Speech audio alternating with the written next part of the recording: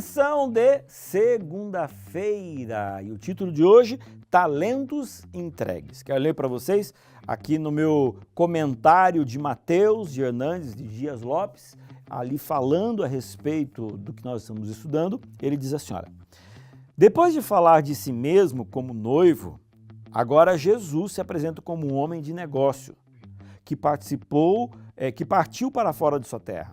Depois de mostrar a necessidade de estarmos preparados para a sua vinda, ele mostra como devemos ser diligentes enquanto o aguardamos. As virgens e os servos representam um só e o mesmo povo. A vigilância é a nota-chave da primeira parábola e a diligência é a ênfase da segunda. A história sobre as virgens exorta a igreja a vigiar. As histórias sobre os talentos conclama a igreja a trabalhar. Aqui, nesse comentário, a gente tem uma ideia um pouco maior do conceito e do que nós estamos estudando essa semana. E aqui, basicamente, em Mateus capítulo 25, nós temos essa parábola que nós estamos estudando, que é a parábola dos talentos, mas dentro de um contexto maior. No início do capítulo 25, nós temos a parábola das 10 virgens. Só que se eu voltar um pouquinho mais, em Mateus capítulo 24, versículo 36, diz assim, ó, mas a respeito daquele dia e hora, ninguém sabe, nem os anjos dos céus, nem os filhos, senão o Pai. Pois assim como foi nos dias de Noé, também será a vinda do Filho do Homem.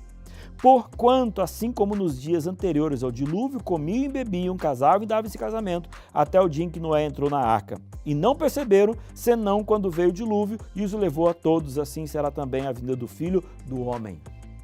Não se esqueça, o que nós estamos estudando essa semana, com o início do capítulo 25, que é a parábola das 10 virgens, isso tudo é resposta a esse questionamento. Os discípulos olham, no início do capítulo 24, ele fala assim, olha, versículo 3, no Monte das Oliveiras achava-se Jesus assentado, quando se aproximavam deles os discípulos em particular e lhe pediram, dize-nos quando sucederão essas coisas. Então, o capítulo 24 inteiro é a resposta de Jesus a uma pergunta dos discípulos. Senhor, quando é que isso vai acontecer? O final dos tempos, quando é que isso vai acontecer? E aí ele vem falando de guerra, rumores de guerra, o evangelho será pregado em todo o mundo. Aí chega no versículo 36, mas sobre aquele dia, aquela hora, ninguém vai saber. Puxa, mas aí se ninguém vai saber, qual é o conceito básico que Jesus queria passar então para os discípulos, para você e para mim?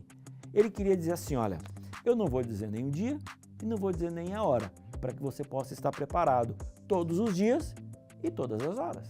É sobre isso. Não é sobre interesse. Imagina só se os discípulos tivessem recebido ali a informação. Olha, eu vou voltar, mas eu vou voltar apenas em 2030. Os discípulos iam olhar e falar assim, para que eu vou ficar trabalhando? Né? Para que eu vou trabalhar por alguma coisa que de repente não vou viver, que faltam ainda 2000 anos para acontecer? Eles teriam ficado tristes. Eles trabalharam como se Jesus voltasse em seus dias. Porque para Jesus não é o importante saber o dia e a hora, mas é importante saber como você está. E nesse processo, aí então agora que a gente entende a parábola das 10 virgens, que é o quê? Vigilância. E a parábola dessa semana? Está dizendo que quem espera não é para ficar parado, não é para ficar descansando. Enquanto espera, se desenvolve os dons e multiplica os dons para ser bênção na vida de outras pessoas. Tá bem? Amanhã a gente continua.